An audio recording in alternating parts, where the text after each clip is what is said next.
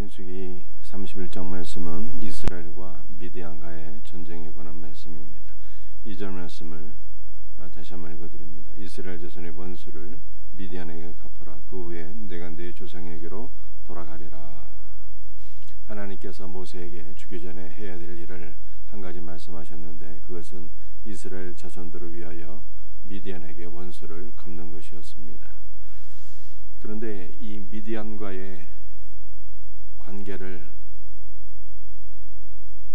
정리하게 될 때, 이스라엘 자손을 위하여 미디안에게 원수를 갚게 될 때 2절 말씀 하반절을 보니까 그 후에 내가 네 조상에게로 돌아가리라 이렇게 말씀했는데요. 영어 성경에는 그 후에 내가 너의 백성을 모을 수 있을 것이다 이렇게 말씀하고 있어요. 미디안과의 싸움은 영적 전쟁이고, 이 영적 전쟁에서 내가 이기고 승리할 때 흩어진 너의 백성들을 다시 모을 것이다 이렇게 말씀하고 있는 것입니다. 아무튼 하나님께서 모세에게 하신 말씀대로 미디안과의 전쟁이 시작되는데, 이 전쟁의 결과 7절 말씀을 보니까 미디안의 남자들을 다 죽이게 되었고요, 8절 말씀을 보니까 미디안의 5 왕들을 죽이게 되었고요, 9절 말씀을 보니까 남자와 왕들은 다 죽였는데 미디안의 부녀들은 살려두었다 이렇게 말씀하고 있습니다. 그래서 미디안의 부녀들을 살려둔 것이 문제가 되죠. 모세가 전쟁에서 이기고 승리한 후에 돌아온 이 천부장과 백부장들을 대면하게 될 때 이들에게 분노하게 됩니다. 이것이 14절 말씀이에요. 그래서 15절에 모세가 전쟁에서 승리하고 돌아온 자들에게 묻습니다. 너희가 여자들을 왜 다 살려두었느냐라고 말하게 됩니다. 그리고 16절에 이렇게 얘기하게 되죠.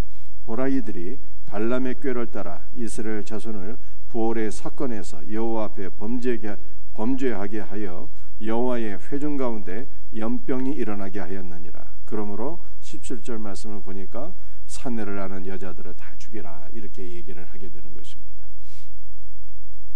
자, 이 말씀을 좀 정리를 한번 해보십시다. 하나님께서 미디안과의 전쟁을 왜 명령하셨을까요?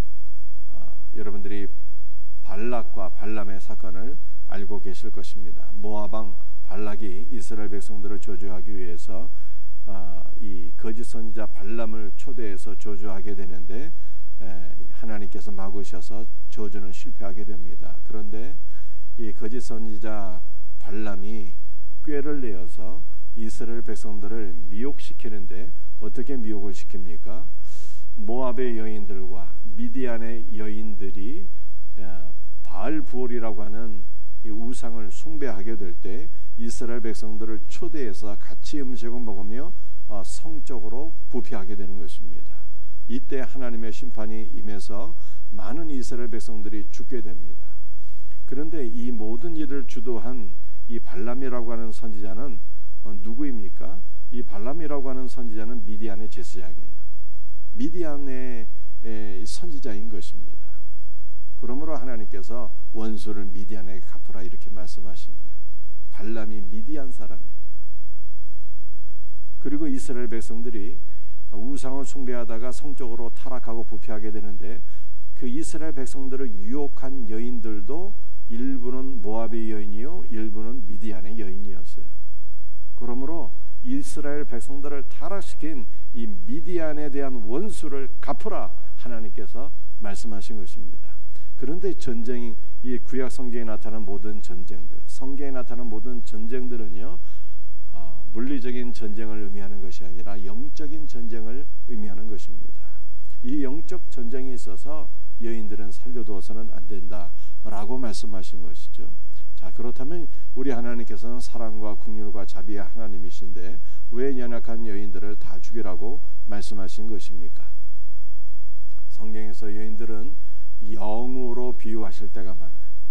영으로. 예를 들면 우리가 누가복음 15장의 말씀을 보게 되면 3가지 비유가 나와 있죠. 첫 번째는 선한 목자이신 예수께서 잃은 양 한 마리를 찾아가지고 돌아오는 말씀이 있습니다. 이 선한 목자는 성자 예수 그리스도를 가리키는 것입니다. 또 누가복음 15장을 보면 탕자의 비유도 나와 있습니다.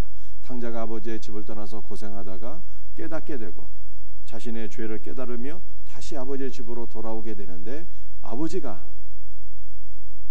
돌아오는 탕자 그 둘째 아들을 사랑과 긍휼의 마음으로 맞아들이고 그를 끌어안고 입을 맞추고 그를 위해서 잔치를 베풀게 됩니다. 그 아버지는 성부 하나님을 가리키는 거예요. 그런데 누가복음 15장에는 하나의 비유가 더 있는데, 여인이 잃어버린 한 드라크마를 등불을 켜고 찾는 그 비유가 나와 있습니다. 여인이 잃어버린 드라크마를 등불을 켜고 찾는데 그 여인은 성령 하나님을 가리키는 거예요. 그래서 누가복음 15장에서는 삼위 하나님이 다 등장하는 것 아니겠습니까? 성부와 성자와 성령이 다 영혼을 찾는 이 구원의 역사에 나타나고 있는 것입니다. 그래서 다시 한번 말씀드리게 되면 누가복음 15장에 등불을 켜고 드라크마를 찾는 여인은 성령을 가리키네요. 성령. 그래서 성경에는요, 이 여인들이 영으로 비유될 때가 많이 있단 말이에요. 그러므로 민수기 31장에 기록된 미디안과의 전쟁은 영적 전쟁이며, 이 영적 전쟁에서 이스라엘로 하여금 우상을 숭배하게 하고 성적으로 타락하게 한 이 여인들은 무슨 영일까요? 미혹의 영을 가리키는 거예요. 미혹의 영, 음란의 영을 가리키는 것입니다. 그러므로 모세가 전쟁에서 승리하고 돌아온 자들에게 너희가 어찌하여 이 미혹의 영, 이스라엘 백성들을 타락하게 한 이 영들을 살려두었느냐라고 책망하게 되는 것이죠.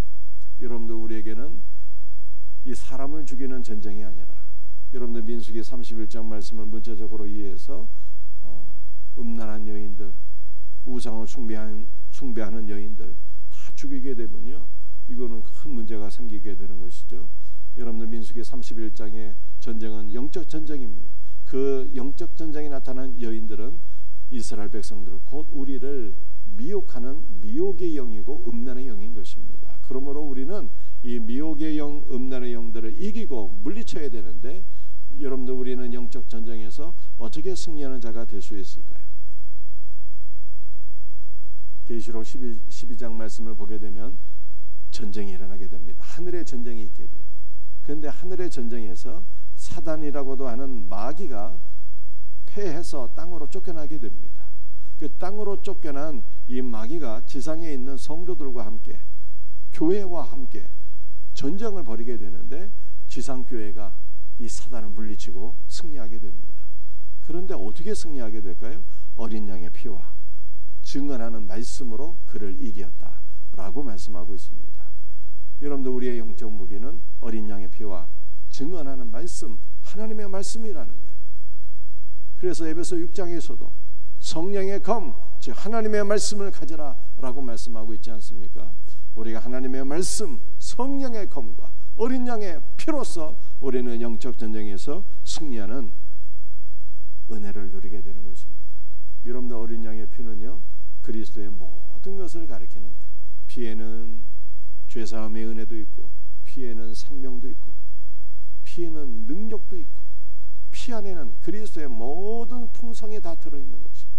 그러므로 어린 양의 피로서 이긴다는 것은 우리가 어린 양과 더불어서 연합되고 어린 양과 하나가 되고 어린 양의 모든 풍성을 누리게 될 때, 그리스도의 모든 능력과 생명과 그리스도 안에 있는 모든 은혜를 누리게 될 때 우리가 승리하게 된다는 것입니다. 여러분들, 하나님의 말씀, 성령의 검으로 이긴다고 그랬어요.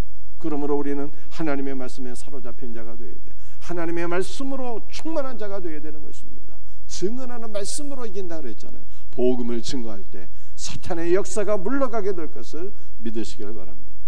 또한 마가복음 9장 말씀을 보게 되면 예수님께서 더러운 귀신을 쫓아내신 이후에 제자들에게 말씀하셨어요.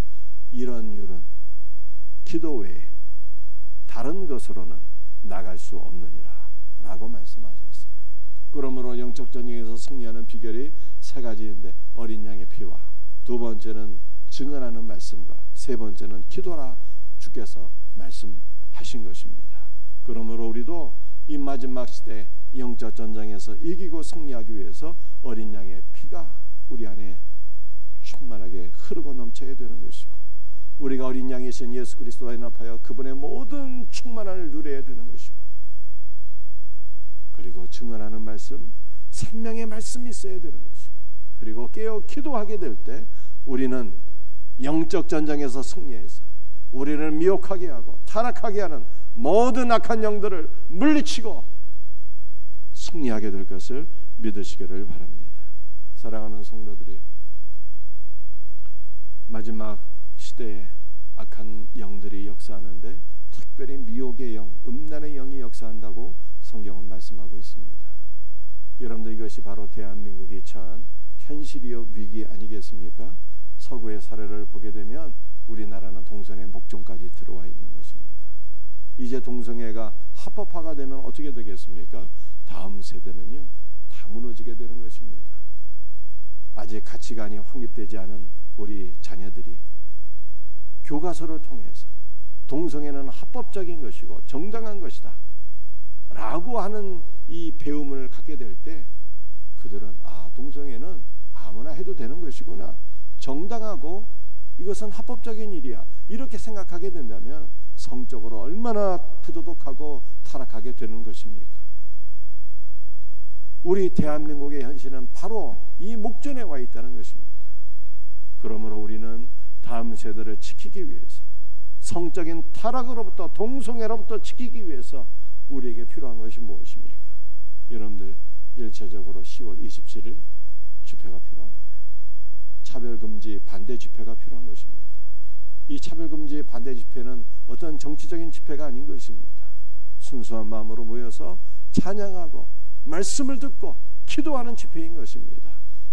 동성애와의 전쟁은 영적 전쟁이기 때문에 우리에게 필요한 무기는 다른 것이 아니라 어떤 정치적인 힘이나 물리적인 힘이 아니라 오직 말씀과 기도와 찬양과 예배라는 거예요. 그래서 10월 27일 한국교회가 한 자리에 모여서 우리가 집회를 하는데 말씀의 집회, 기도의 집회, 찬송의 집회를 하는 것입니다. 이 10월 27일 집회를 통해서 모든 동성애의 영들이, 음란의 영들이 물러가고 우리 다음 세대가 거룩한 주의 자녀들로 온전히 세워질 수 있도록 우리가 기도해야 될 것을 믿으시기를 바랍니다. 여러분들,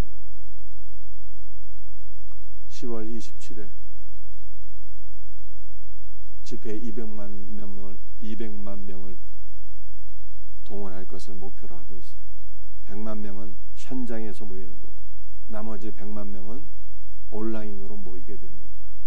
우리 생명샘교회에서는 우리 좀 남전대를 중심으로 해서 현장에 참석할 계획을 갖고 있습니다. 우리 여성들은 함께 갈 수 있으면 좋지만 참여하지 못하게 된다면 온라인으로도 함께 참여할 수가 있습니다. 함께 모여서 찬송하고 기도하고 말씀을 선포하고 말씀을 듣게 될 때 이 나라가 회복되는 놀라운 역사가 우리 한국교회에 임할 수 있기를 주의 이름으로 축복합니다. 기도하시겠습니다. 아버지 하나님, 감사와 찬송과 영광을 주님 앞에 돌려드립니다. 주여, 우리를 불쌍히 여기소서. 주여, 우리를 긍휼히 여겨 주시옵기를 간절히 기도합니다. 주여, 대한민국을 모든 미혹의 영으로부터, 음란의 영으로부터 지켜주시옵기를 간절히 기도합니다. 주여, 어린 양의 피와 증언하는 말씀과 오직 기도로 이길 수 있다고 말씀하였사오니 10월 27일 우리 한국교회 성도들이 한자리에 모여서 오프라인으로 온라인으로 모여서 찬송하고 기도하고 말씀을 선포하고 말씀을 들을 때 모든 동성애의 약한 영들이 물러가게 하시고 우리나라와 민족이 거룩한 나라와 민족으로 회복되게 하여 주기를 간절히 기도합니다. 다음 세대 우리 자녀들이 언제나 믿음의 사람으로 세워지게 하여 주옵소서. 주여, 영적 전쟁에서 오늘 주신 말씀처럼 다시 한 번 더 간구하오니 어린 양의 피와 증언하는 말씀과 기도로서 모든 영적 전쟁에서 이기고 승리하는 우리 사랑하는 성도들 되게 하여 주시옵소서. 감사하오며 예수님의 이름 받들어 간절히 기도드리옵나이다.